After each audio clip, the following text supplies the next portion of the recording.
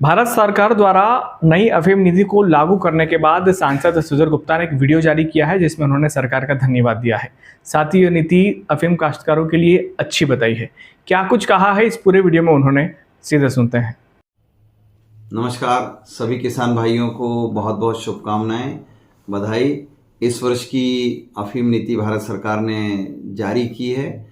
चूँकि समय से अफीम नीति जारी हुई है, इसलिए मैं सरकार को भी शुभकामनाएं देता हूं, बधाई देता हूं कि आपने किसान हितैषी समय पर निर्णय लिया है। और आप सब किसान भाइयों के लिए भी ये खुशखबरी है कि हम समय पर अपने खेतों में और बुआई कर पाएंगे।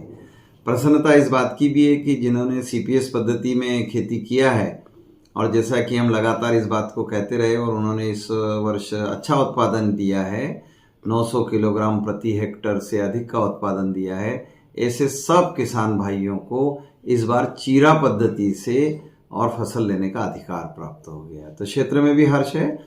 मगर साथ ही जिन किसान भाइयों ने 800 किलो से कम प्रति हेक्टर डोडा चूरा का उत्पादन दिया है, ऐसे किसानों के इस वर्ष पट्टे स्थगित रहेंगे, मगर वो कटेंगे नहीं।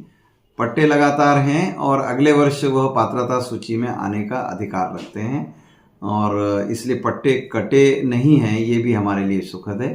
लेकिन पिछले वर्ष जिन्होंने कम उत्पादन दिया था डोडा चूरा का, ऐसे किसान भाई भी इस वर्ष पुनः खेती करने के लिए पात्र श्रेणी में आ गए हैं।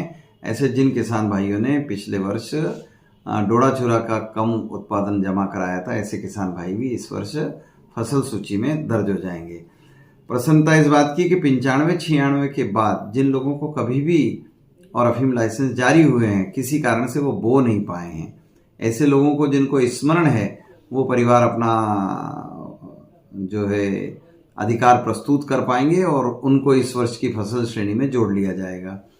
फिर जो किसान भाई एनडीपीएस के प्रकरणों में दोषमुक्त पाए गए हैं, ऐसे किसान भाई भी इस वर्ष की अफीम नीति में पात्र श्रेणी में आते हैं, तो वह पात्रता के अधिकारों का उपयोग कर पाएंगे।